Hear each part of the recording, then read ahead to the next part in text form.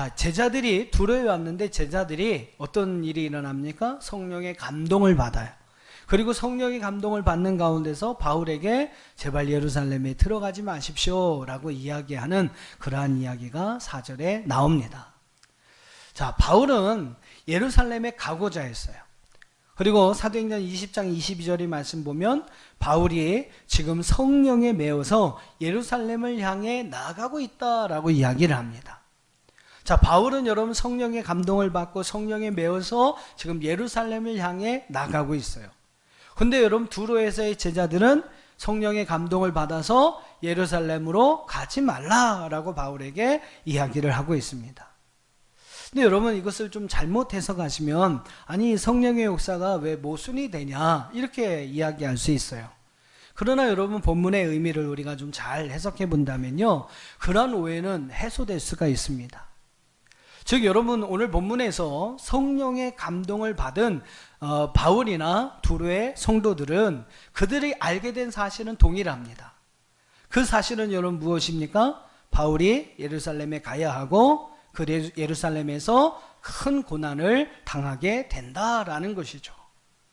바울이나 그의 제자들에게 똑같이 성령의 감동을 통해서 이런 메시지가 전해집니다. 근데 여러분 어떻습니까? 제자들의 입장에서 보면, 그렇죠? 제자들의 입장에서 보면 그들이 이 사실을 알게 되었을 때에 그들이 존경하고 사랑하는 바울이 어려움을 당하는 것을 원치 않았을 거예요. 그렇죠? 예루살렘에 가서 그곳에서 큰 결박과 고난, 환난을 당하는 것을 제자들의 입장에서는 원치 않았을 것입니다. 그러니까 그 제자들의 입장에서는 당연히 예루살렘행을 만류할 수밖에 없었던 것이죠. 제자들의 입장에서는 그들의 행동이 이해가 갑니다. 반면에 여러분 바울은 어떻습니까? 바울은 지금 두로에서도 예루살렘으로 가는 그 길이 고난의 길이라는 사실을 다시금 확인하게 됩니다. 근데 여러분 어떻습니까? 바울은 그럼에도 불구하고 조금의 동요도 없이, 조금의 흔들림도 없이 성령의 감동을 따라, 성령의 지시함을 따라 순종하며 그 고난의 길을 묵묵히 나가고 있는 것이죠. 큰 영광이 있어서 가는 길이 아니었습니다. 고난의 길이요 환난의 길이었습니다만 그 길이 하나님이 원하시는 길이었기 때문에 바울은 그 길에 순종하며 나가게 되는 것입니다. 이러한 여러분 바울의 모습에서 저는 예수님의 모습을 떠올리게 되었습니다. 마지막 십자가를 앞에 두시고 겟세마네 동산에서 기도하셨던 그 예수님의 모습, 여러분들 생각나시죠? 예수님은 그렇게 기도하십니다. 마태복음 26장 39절에 보니까 조금 나아가사 얼굴을 땅에 대시고 엎드려 기도하여 이르시되 내 아버지여 만일 할만하시거든 이 잔을 내게서 지나가게 하옵소서. 그러나 나의 원대로 마시옵고 아버지의 원대로 하옵소서. 예수님도 여러분 그 십자가의 고통이 얼마나 큰 고통인지를 아셨기 때문에 내 아버지여 만일 할만하시거든 이 잔을 내게서 지나가게 해달라고 기도하시게 됩니다. 그러면서도 예수님이 잊지 않으셨던 기도가 있죠. 그러나 나의 원대로 마시옵고 아버지의 원대로 하옵소서. 마태복음 26장 42절의 말씀에도 보면 같은 의미의 말씀이 나와요. 다시 두 번째 나가 기도하여 이르시되 내 아버지여 만일 내가 마시지 않고는 이 잔이 내게서 지나갈 수 없거든 아버지의 원대로 되기를 원하나이다. 그 고난의 잔을 마시지 않으면 안 된다면, 마시지 않을 수 없다면 아버지의 원대로 마시겠습니다. 그 고난의 잔을 순종으로 받아들이시는 예수님의 그 모습, 그 고난을 스스로 감당하겠다는 그 예수님의 모습이 오늘 어떻게 보면 이 말씀 속에 나오는 바울의 모습과 같았다는 것입니다. 예수님을 닮아가는 바울의 모습, 여러분 오늘 우리에게도 바울처럼 예수님을 닮아가는 모습이 있습니까? 여러분에게도 우리에게도 예수님을 닮아가는 그러한 모습이 있느냐라는 거예요. 어떻습니까 여러분? 예수님을 닮아가는 모습이 여러분의 삶 속에 있습니까? 여러분의 모습 속에 정말로 주님의 모습을 닮아가는, 바울의 모습을 좀 닮아가는 그러한 모습이 여러분에게도 있습니까? 예수님을 믿는 우리에게는 하나님이 주신 최고의 축복이 있어요. 저는 두 가지의 축복이라고 이야기하는데, 하나는 내세 이후의 삶 속에서 영원한 하나님의 나라의 영원한 생명의 축복이 우리 가운데 있습니다. 그곳에서 천국에서 하나님과 함께 영원한 삶을 누릴 수 있는 최고의 축복이 우리 가운데 있어요. 또 하나의 축복은 무엇입니까? 여러분, 이 땅에서 우리가 살아가는 동안에 하나님은 하나님의 자녀된 권세를 가지고 살아갈 수 있는 놀라운 특권, 놀라운 축복을 우리에게 주셨다는 것입니다. 여러분, 내세의 삶에서는 영원한 하나님의 나라의 축복을 주시고, 이생의 삶 속에서는 하나님의 자녀된 축복을 가지고 살아갈 수 있게 하셨다는 거죠. 사랑하는 성도 여러분, 우리는 하나님의 자녀들입니다. 여러분, 이 사실을 믿으십니까? 여러분, 하나님의 자녀들이에요. 자녀들은 여러분 어떻습니까? 그 자녀는요, 부모를 닮아갑니다. 참 신기하게 닮아가요. 자녀가 부모를 닮아가는 것은 당연한 것이죠. 저도 이렇게 아이를 키우면서 보면서, 야, 어떻게 신기하게 하다못해 눈 감고 자는 모습도 이렇게 닮아갈까? 그거 보는 거 아니잖아요. 눈 감으면 안 보이는데, 자는 모습을 이렇게 보면 참 그 많은 모습에서 자녀들이 부모를 닮아갑니다. 또 그것이 여러분 부모 입장에서 보면 참 하나의 큰 기쁨이 되기도 하죠. 우리가 여러분 하나님의 자녀라면 하나님을 닮아가야 합니다. 주님의 모습을 닮아가야 해요. 바울이 여러분 예수님의 모습을 닮아가듯이 여러분 우리도 주님의 모습을 닮아가야 될 줄 믿습니다. 한번 생각해 보세요. 나의 모습 속에 정말로 주님을 닮아가는 그러한 모습이 있는가? 자, 계속해서 사도행전 21장 이어지는 말씀을 한번 보겠습니다. 자, 두로에서 이레를 지낸 바울은 이제 그곳을 떠나려고 합니다. 5절과 6절을 한번 보세요. 5절과 6절에 보면 이제 두로를 떠나는 바울과 바울 일행이 두로의 제자들과 그의 가족들과 이별하는 그러한 장면이 나옵니다. 자, 5절 6절을 같이 한번 읽어보겠습니다. 시작.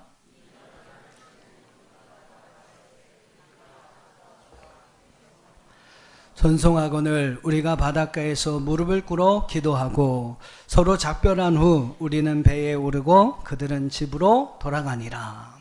자, 여러분 한번 5절 말씀을 여러분 머릿속에 한번 착 그려보세요. 어떤 모습입니까? 지금 바울과 그의 일행들은 예루살렘으로 떠나려고 합니다. 고난의 길을 걸어가게 되죠. 어떻게 보면 자기의 생명, 자기의 목숨을 던져놔야 하는 그 길을 지금 떠나려고 준비를 합니다.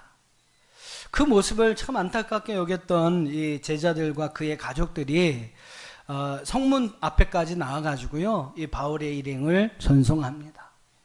또 그것이 또 고맙고 감사해서 그들은 그 바닷가에서 서로 무릎을 꿇고 함께 기도하는 거예요. 사명의 길, 어떻게 보면 고난의 길, 예루살렘을 향해 나가는 그들을 위해서 성도들이 기도해 주는 거죠.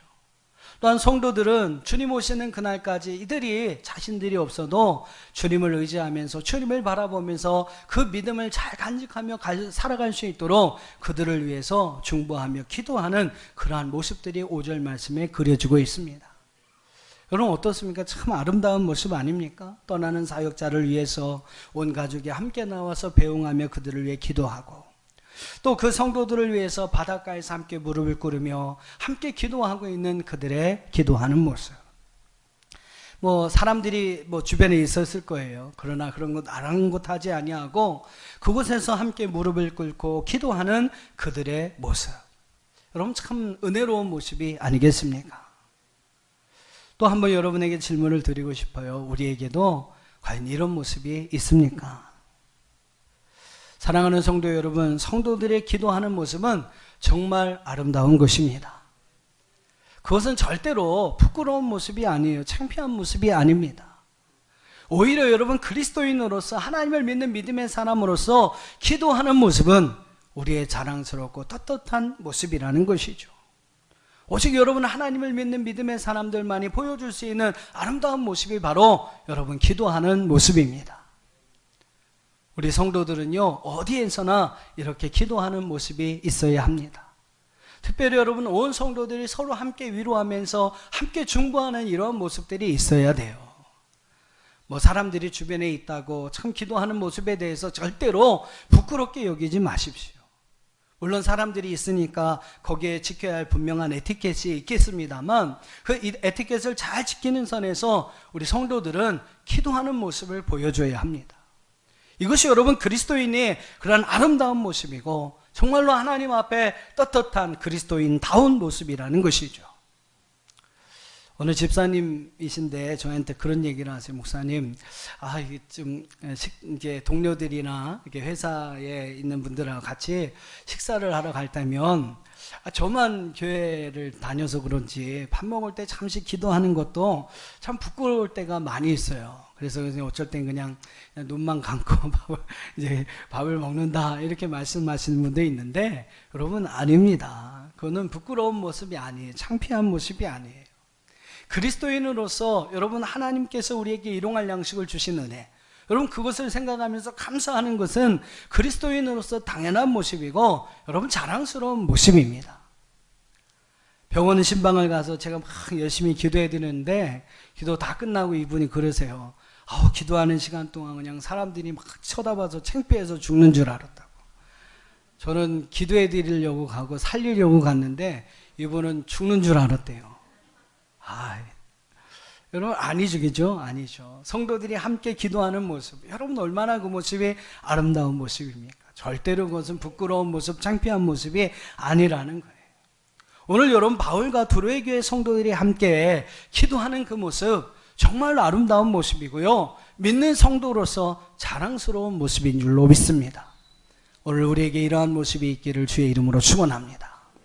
가정에서 기도하는 모습, 여러분 세상 속에서도 사회 속에서도 여러분 함께 기도하는 모습, 그것은 여러분 성도로서 우리가 보여줘야 할, 또한 하나님 앞에 우리가 드러내야 할, 세상 속에서 드러내야 할 참된 그리스도인의 아름다운 모습인 줄로 믿습니다. 어디에서든지 여러분 기도하는 그러한 모습을 자랑스럽게 떳떳하게 여기며 보여줄 수 있는 저와 여러분들이 될 수 있기를 주님의 이름으로 축원합니다. 제가 이렇게 차를 이렇게 사셨다고 저희가 기도 요청하시는 분은 선물을 2가지를 해드려요. 그래서 하나는 앞에 이렇게 운전하는데 앞에 보일 수 있도록 이렇게 십자가를 이렇게 붙여드리고, 하나는 뒤에 차 뒤에다가 물고기 모양의 이렇게 스티커를 붙여드립니다. 이 의미가 있어요. 어쨌든 기도하기 전에 십자가 보고 나는 그리스도인이구나, 기도하면서 운전을 시작하시고, 또 운전하시다가 열받는 일이 있어도 나는 그리스도인이구나, 그걸 좀 생각하시라고. 그리고 차 뒤에다 붙이면요, 뒤에 있는 차가 저 사람 교회 다니는 사람이구나, 예수 믿는 사람이구나 라는 걸 알거든요. 뒤에 사람에게 예수님 이름에 먹칠하지 않도록 좀 신경 쓰면서 운전하십시오 하는 의미에서 그러한 표시를 제가 달아드립니다. 아무튼 여러분 그리스도인들은 세상 속에서 자신이 그리스도인이라는 것을 드러내며 살아가야 합니다. 그런 모습 가운데 가장 아름다운 모습이 기도의 모습이구나. 할렐루야. 여러분 꼭 기억하시면서 기도하는 모습을 자랑스럽게 또 떳떳하게 여기는 저와 여러분들 될 수 있기를 주님의 이름으로 축원합니다. 또 이 말씀을 보면서 그런 이제 묵상을 해봅니다. 과연 오늘날 이 목회자와 성도들 간에 이런 아름다운 모습의 관계를 가지고 있는 교회가 얼마나 있을까? 오늘 두로에서의 여러분 바울의 일행과 여러분 그 성도들의 모습을 한번 이렇게 그려보세요. 정말 이런 아름다운 관계, 아름다운 모습을 갖고 있는 교회가 과연 얼마나 있을까? 성도들은 교역자들을 참 귀중히 여기고 그들의 기도를 참 귀히 여기고, 교역자들은 그들을 위해서, 성도들을 위해서 날마다 눈물로 기도하고, 그리고 열심을 다해 그들에게 하나님 말씀을 전하고 가르치고, 또한 사랑으로 그들을 마음껏 축복해주는 참 그러한 아름다운 관계 속에 있는 교회가 과연 얼마나 있을까, 그런 생각을 한번 해봤습니다. 그러면서 한편으로는 우리 교회는 과연 어떤 교회인가, 과연 우리 교회에도 그런 모습이 있는가, 그런 걸 또 이제 생각해 보게 됩니다. 정말로 우리 남천항 교회가 오늘 이 두로에서의 바울과 성도들의 아름다운 모습이 있는 것처럼 우리 성도들과 교역자들 간에 이런 아름다운 모습이 넘쳐나는 그러한 교회가 되기를 주님의 이름으로 축복합니다. 자, 오늘 말씀을 이렇게 묵상하면서 저는 성도와 교역자들 간에 이런 아름다운 관계였던 모습을 만들기 위해서 필요한 것이 무엇일까를 한번 생각해 보았어요. 어떻게 해서 이런 아름다운 관계의 모습이 나올 수 있었을까? 생각해 보니까 당연하더라고요. 바울은 어떻습니까? 지금 죽음을 각오하고 자신에게 주어진 사명의 길을 가고자 노력하고 힘쓰고 있어요.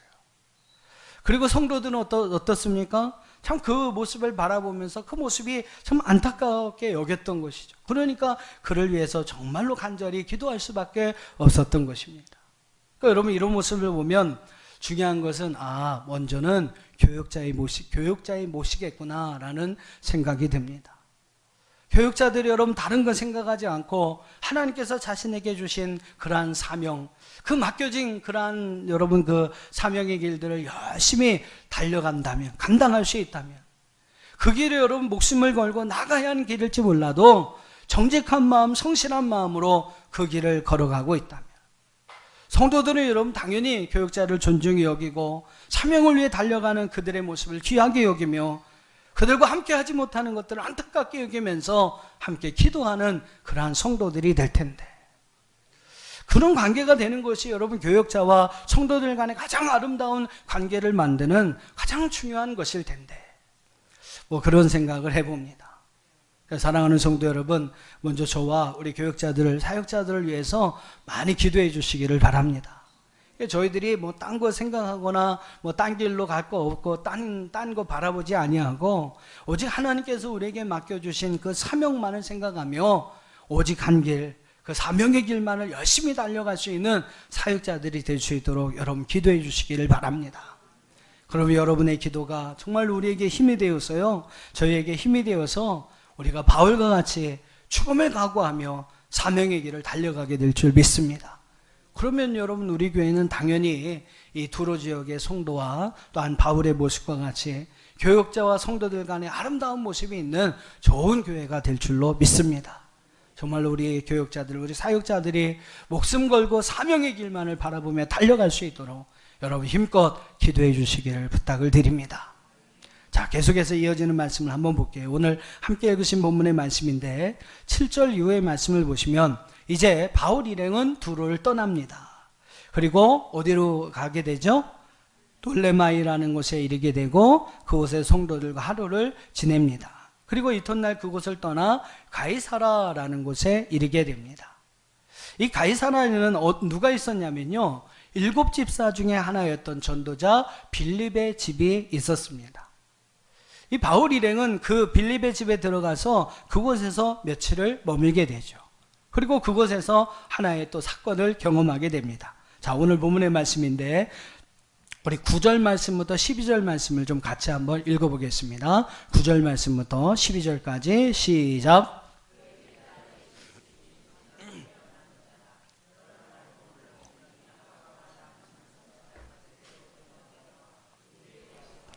바울의 띠를 가져다가 자기의 수족을 잡아매고 말하기를, 성령이 말씀하시되 예루살렘에서 유대인들이 이같이 이 띠 임자를 결박하여 이방인의 손에 넘겨주리라 하거늘, 우리가 그 말을 듣고 사람들과 더불어 바울에게 예루살렘으로 올라가지 말라 권하니. 자, 빌립의 집에 여러 날 머무는 동안에 어떤 일이 생겼습니까? 아가보라고 하는 선지자가 와서 유대로부터 내려와서 그 집에 와서 예언을 해요. 바울 일행을 향해 예언을 합니다. 그 예언의 내용이 여러분 무엇이었습니까? 바울의 띠를, 이 아가보 선지자가 바울의 띠를 가지고 와서 그것을 막 자기 수족에 잡아맵니다. 그러면서 뭐라고 이야기해요? 성령이 말씀하시되 예루살렘에 가면 유대인들이 이같이 이 띠의 임자를 결박하여 이방인들의 손에 넘겨줄 것이다. 그런 예언을 합니다. 이 띠의 임자가 바로 바울이었잖아요. 그러니까 바울이 예루살렘에 가면 고난을 당할 것이라는 아주 실질적인 그러한 예언이 아가보 선지자를 통해서 그들에게 나타납니다. 결국 이 아가보 선지자의 예언의 내용은 예루살렘에 가면 결국 바울이 고난을 당한다, 결박을 당한다라는 이야기였습니다. 자, 이 예언을 들으니까 어떻습니까? 가이사라 성도들이요, 바울을 또 막 말리는 거예요. 예루살렘에 올라가지 말아라. 중요한 것은 그들의 권유를 들은 바울이 말입니다. 바울이 한 말을 한번 들어보세요. 13절 같이 한번 읽어보겠습니다. 13절 시작. 바울이 대답하되 여러분이 어찌하여 울어 내 마음을 상하게 하였느냐. 나는 주 예수의 이름을 위하여 결박당할 뿐 아니라 예루살렘에서 죽을 것도 각오하였노라 하니. 자기는 이미 죽을 것을 각오했다. 이게 여러분 바울의 이야기합니다. 결박당하는 것뿐만 아니라 나는 죽을 각오도 되어 있다. 이것이 여러분 바울의 대답이었어요. 사랑하는 성도 여러분, 여러분에게 우리에게 이 바울과 같은 이런 각오가 있습니까? 바울처럼 여러분 우리에게 주어진 사명을 위해서 죽을 각오가 되어 있느냐라는 거예요. 사명을 한자로 이야기하면 하여금 사자, 목숨 명자를 씁니다.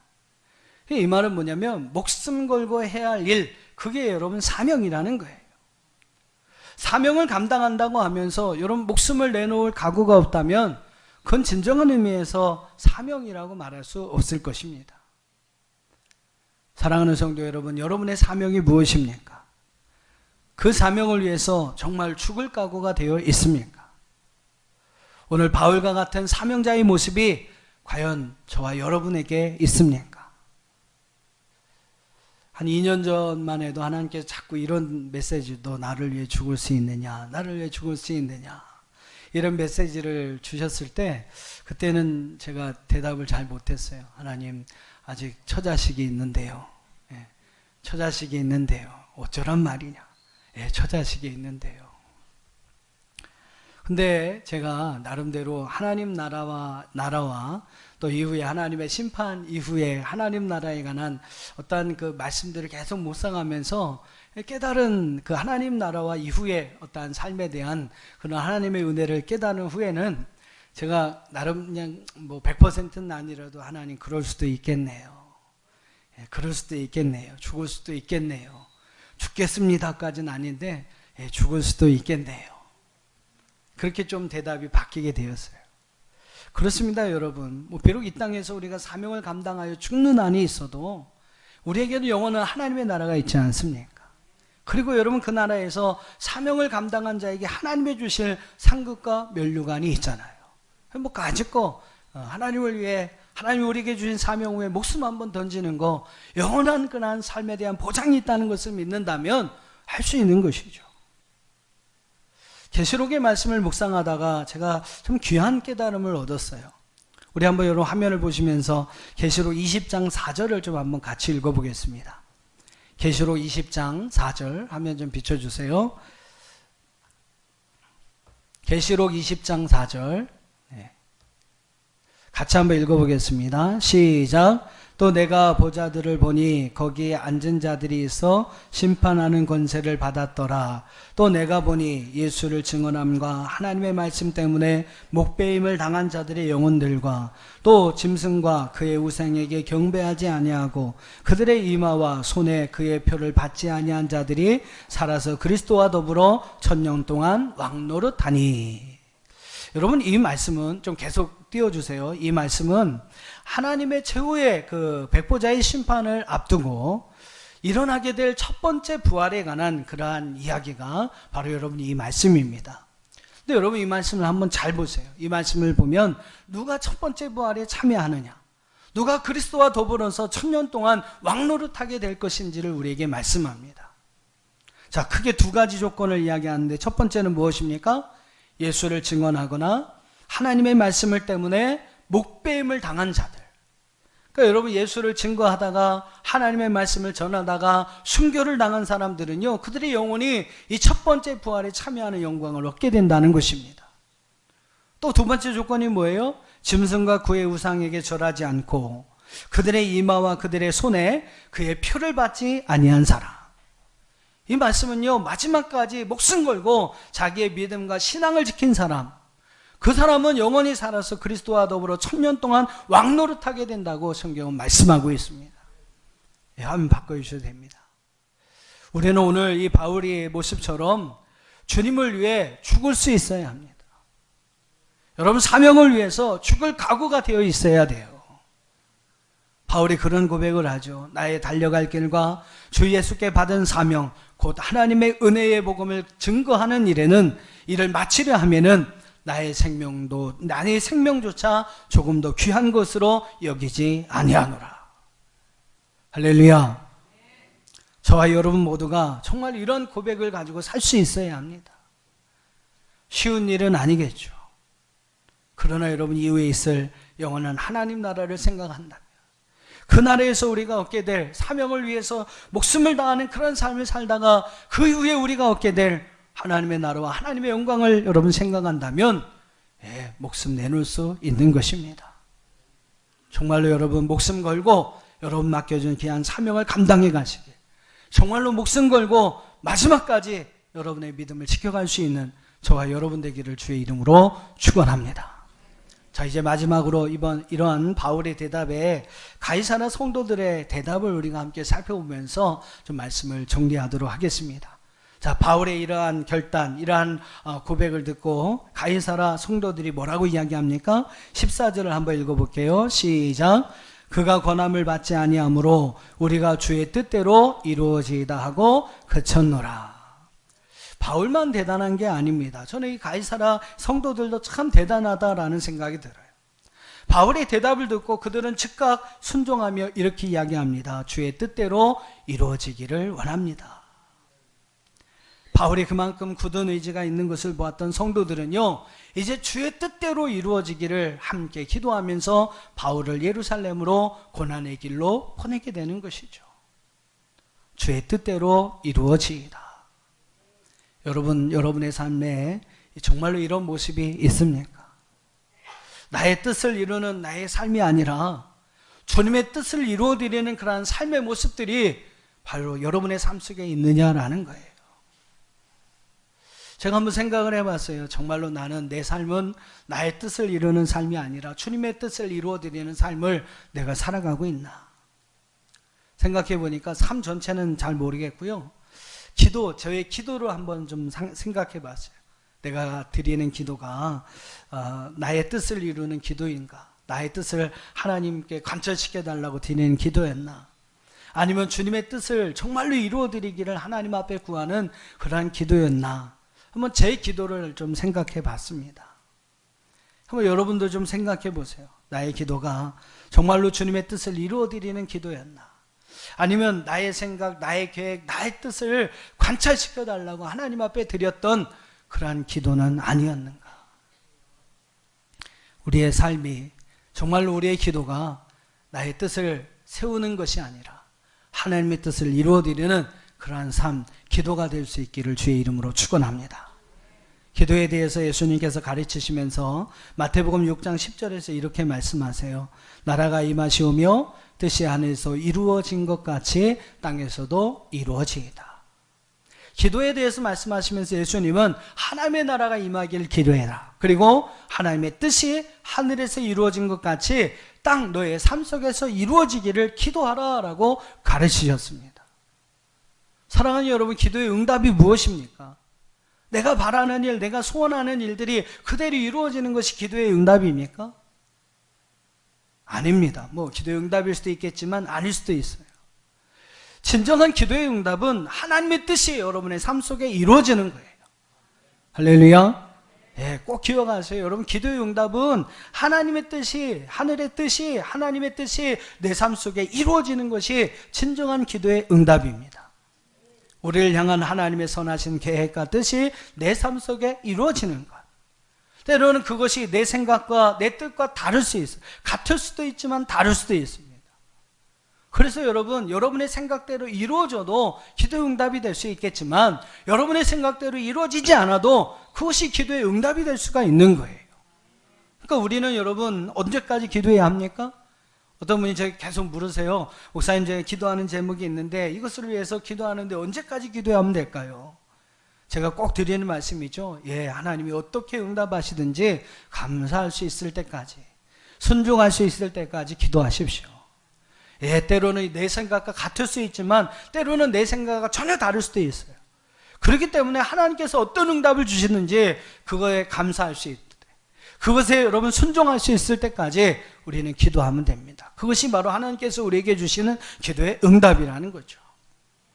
바울의 대답에 대한 가이사라 성도들의 대답은 주의 뜻대로 이루어지기를 함께 기도하는 것이었습니다. 자신의 뜻을 막 밀어붙여서 바울 너 예루살렘 가면 안 돼. 거기 가서 결박당해 죽을 수도 있으니까 가지마. 끝까지 붙드는 게 아니었어요. 가이사라의 성도들은 그것이 주님의 뜻이라면 바울이 이 고난을 받고 자기들도 함께 이 고난을 받겠다고 기도하면서 바울을 보내주는 겁니다. 그러면서 기도하죠. 주의 뜻대로 이루어지기를 원합니다. 앞으로 여러분 우리의 기도가 주님의 뜻을 이루어드리는 기도가 될 수 있기를 바랍니다. 여러분의 삶이 정말로 주님의 뜻을 이루어드리는 그러한 삶이 되기를 주의 이름으로 축원합니다. 앞으로 우리의 삶이 정말로 그러한 우리를 향한 선하신 하나님의 계획과 뜻을 이루어드리는 삶을 살아가는 저와 여러분들이 다 될 수 있기를 주의 이름으로 축원합니다. 주의 뜻대로 이루어지이다. 이것이 여러분 우리의 기도의 제목이 될 수 있기를 주의 이름으로 축복합니다. 오늘 여러분 21장의 말씀에서 이 바울과 성도들의 모습, 오늘 두로에서의 성도들의 모습, 가이사라에서의 성도들의 모습을 함께 살펴봤습니다. 오늘 제목의 말씀이 뭐였어요? 여러분 혹시 주보 보셨습니까? 우리에게도 이런 모습이 있나요? 네, 오늘 바울과 성도들의 이러한 모습이 과연 우리 삶 가운데 있는지 한번 돌아보시고요. 그러한 아름다운 모습의 삶을 가지고 살아가시는 저와 여러분이 될 수 있기를 주님의 이름으로 축복합니다.